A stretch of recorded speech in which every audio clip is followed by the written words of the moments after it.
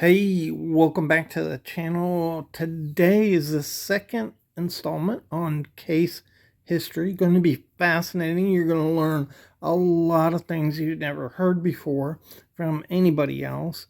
And this will run from, we left off around 1915 in the first part of this series, and so it'll run from 1915 until 1972 when Case was brought out, and then I'll conclude the series with another video from 72 up to the present. So if you'd like to hear some more fascinating history on Case, go ahead and check out the video.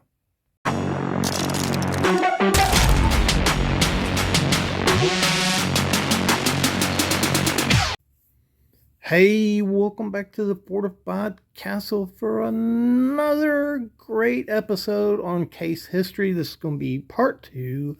And if you'll remember, part one was kind of confusing because all the interrelated relationships between case family members and relatives of other companies. So this video is going to, I think, move a lot smoother, a lot less confusing. It'll be more factual and easier to understand, I think. Before we get into that, I want to say hi to all of my viewers. Thank you so much. I appreciate you all so much for your likes, your comments, sharing my videos. It's helped the channel to grow, and I just, man, I'm so thankful to y'all. Also, tomorrow, Tuesday, the 23rd, will be another live show. I'm doing them every 2 weeks now. I'm doing that with Patty's Potato Pillars, Steven, and we'll be talking about value, the value of knives, and what you think is too expensive. And when I say what you think, Patty and I will offer our opinions, but we want to hear what you think, what everybody thinks, and there's no right or wrong answer in that. So I hope you'll join us tomorrow and give us your opinion on that. What do you think? Is too expensive for a knife, and what is reasonable, and we just want to kind of fill everybody out about that. Let's see. Okay, so last we stopped in 1915, and so we're going to take it from there, from 1915 to 1972, and kick off the video.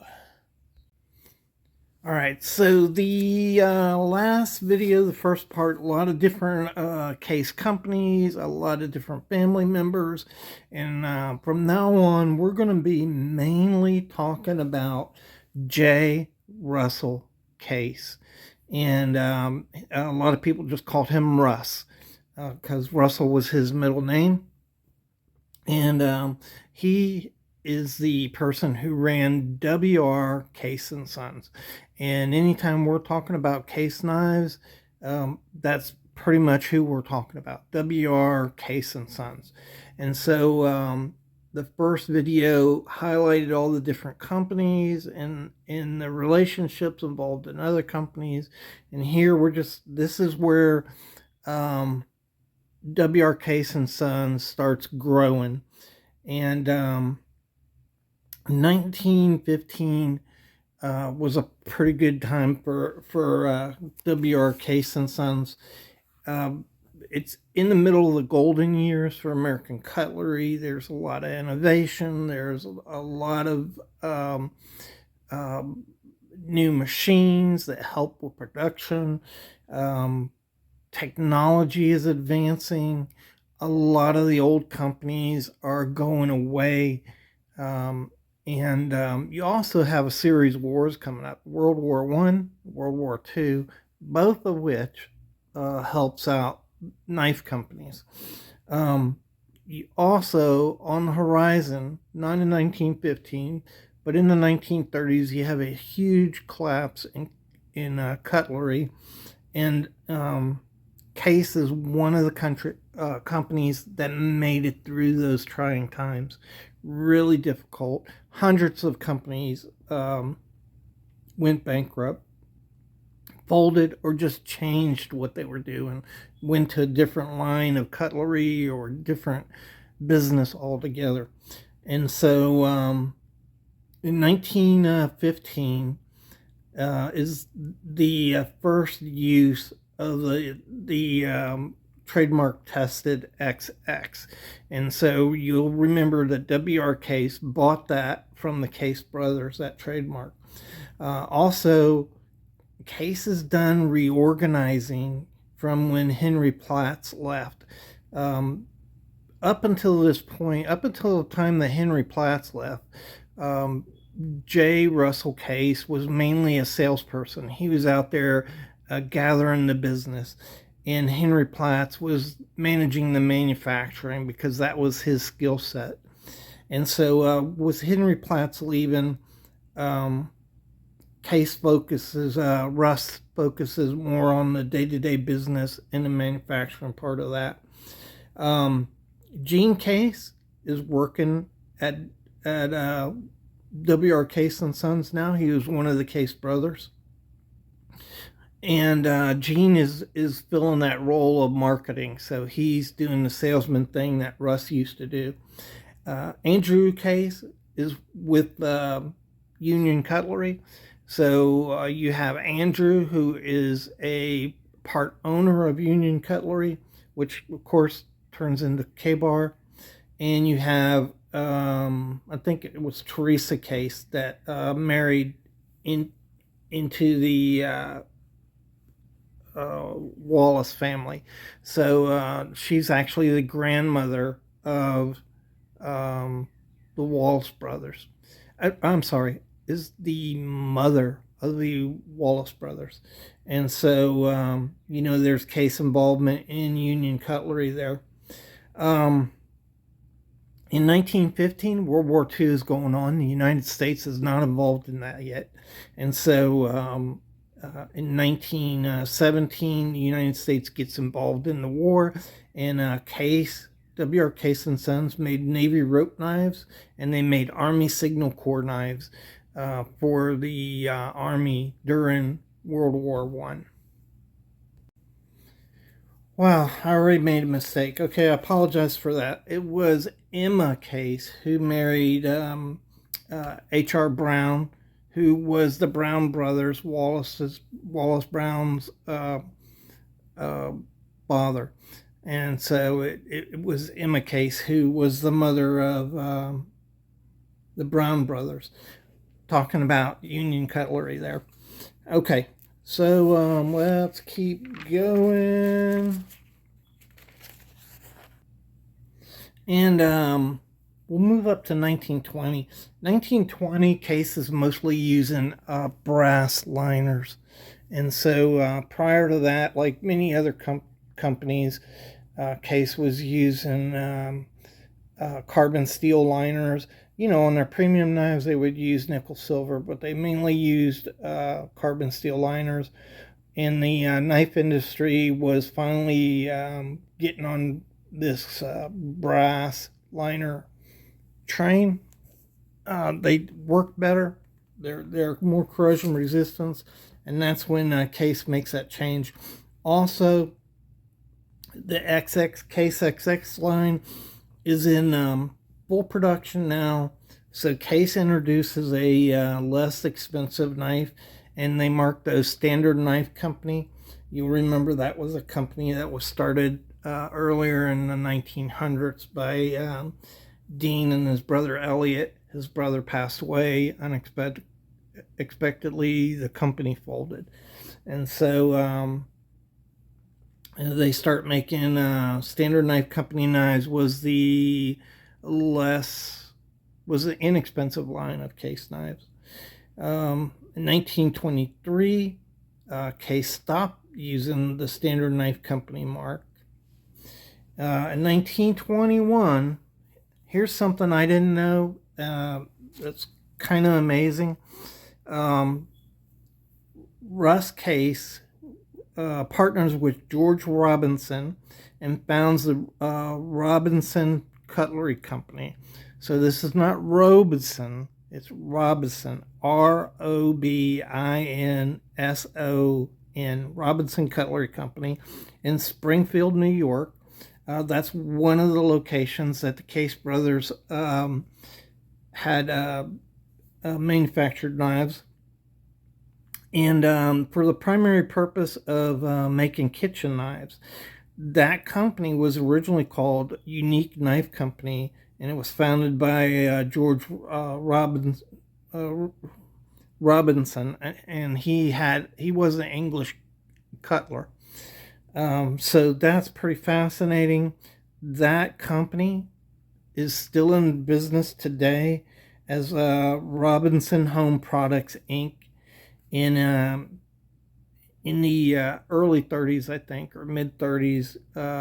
Russ Case sold his interest in Robinson Cutlery Company, and they went their own way. But it's kind of interesting that they were breaking into the kitchen knife business by doing that. And here you have Russ Case founding another company.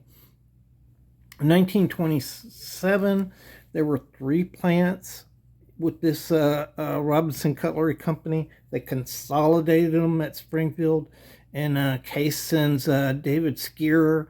It is the Skeerer family who runs Robinson Home Products Inc. Today.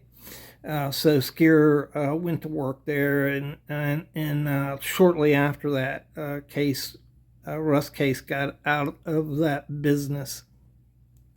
Skeerer, by the way, had been working at W.R. Case & Sons. So pretty interesting stuff there. And let's see, then we'll look at in 1936, Case acquired Genco Corporation. This was a razor company, and so Case was acquiring the equipment and removing competition and gaining stocks of razors. That is just prior to World War I. And you see some funny stuff going on here in a minute. In 1940, Burl Cutlery Company is founded by Addie Case, that is the daughter of Jean Case, and her husband, Harold Burl. Harold had been working for W.R. Case & Sons, and they launched this business on their own, and they mainly were making straight razors and surgical instruments, and that's what they provided to the United States military during World War II. After that, they got involved in the household market, and that company produced knives for W.R. Case, SOG, Cutco, and it really didn't go out of business till 2006. So that's pretty amazing information too. More tentacles of this Case family just out there in companies you never really realized was there. The Case XX tank stamp is adopted. I don't have an example of that. I'll show you up there an example of that. And this is one of the things you'll hear guys say: the Case tested XX tank stamp runs to 1920, and then the Case XX runs from 1920 to 1940. Or I'm sorry, getting confused here. The Case tested XX runs from 1920 to 1940, but there was a delay because of the war, and so some knives were changed and some knives weren't, and that really wasn't fully implemented till after the war. So that Case XX tested tang stamp, which came to be standard between 1920 and 1940, really wasn't fully implemented until after the war. You'll see that on the forums, a lot of guys are arguing about this, but the old timers know better, and you should listen to them because that's exactly what happened. In 1941, Emerson Case, hold on a minute. Okay, Emerson Case, who was the son of Elliot J. Case, was hired to run the Robeson Cutlery Company. Robeson was, it didn't go bankrupt. A local financier bought the company from the Robeson family, but they were about bankrupt. And he hired Emerson Case to turn the company around, made him general manager. By 1948, Emerson was the president of Robeson Cutlery Company and stayed so up until the company was sold in 1965. So there's those Case tentacles going out everywhere. 1941. Okay, so we're in the war years now, and in 1942, Case ended production of razors. Remember, they bought this company. They had plenty of razors already made. They quit producing razors to prepare for and gear up for the wartime production of cutlery. And so in 1942, Case is producing the TL-29 utility knives, the M3, which Case was one of the sole producers of M3s. That's mainly what they produced. And along with, I think the other one was Western.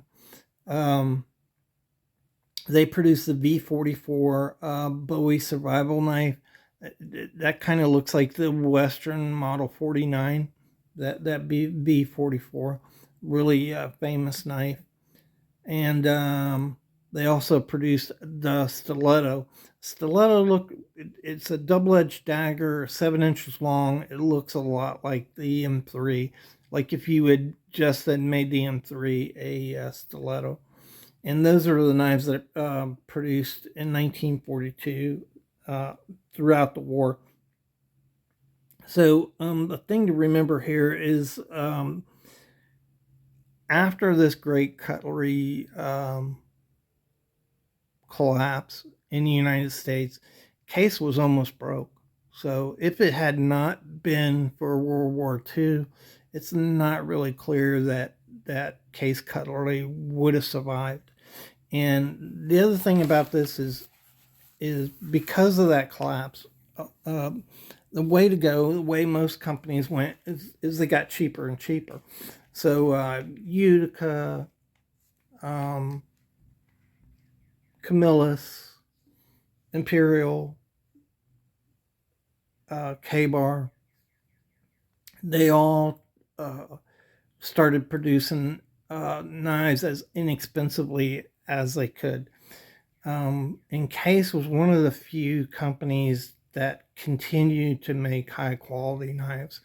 And in the long run, I think that's really what made Case an iconic knife company of America. Case ended up defining Americana. And when you think of that, you think of Case knives. That's one of the knives, if you ask somebody to name a knife company, most often they'll name Case. So it's just out there. Even though Case didn't produce the most knives in America, Imperial did. Case is a name that just naturally pops up. And so the war was good to Case. And other companies as well. So it put a lot of money in the pockets of companies that probably would have collapsed if it wasn't for the war. So it wasn't until 1955 that Case started producing razors again. In 1962, Case ended the straight razor production. And I want to cover something else here I think I missed. And we're going to talk about Case and Alcoa. Alcoa you may recall, is a aluminum manufacturer, and Case and Alcoa get into business together in 1949, and they formed a cutlery company called Alcas Cutlery Company. They manufactured kitchen knives, and that company, of course, is still in business today. We know it as Cutco. Cutco, Alcas Cutlery, purchased K-Bar, and was one who resurrected K-Bar from the ashes. And then that ran until 1972, that partnership. Of course, in 1972, Case sold the company. And so at that time, Alcas purchased its shares from Case. So where were we? 1962, straight razor production ended. In 1965, the XX USA. Okay, I need to go back and yeah. In 1965, the Case XX USA was adopted. I'm showing you that up there right now. And then in 1970, Case XX USA with the dot system was adopted. And of course, that's the system we're still using now for case knives, where they start out with 10 dots or a series of dots and X's, and then you take one away for every year. So 1971 would have 9 dots or 9 whatever. Now they mix it all up with X's and dots, and sometimes it's just dots. We're back to just dots right now. So that's how you can tell the date of a case knife.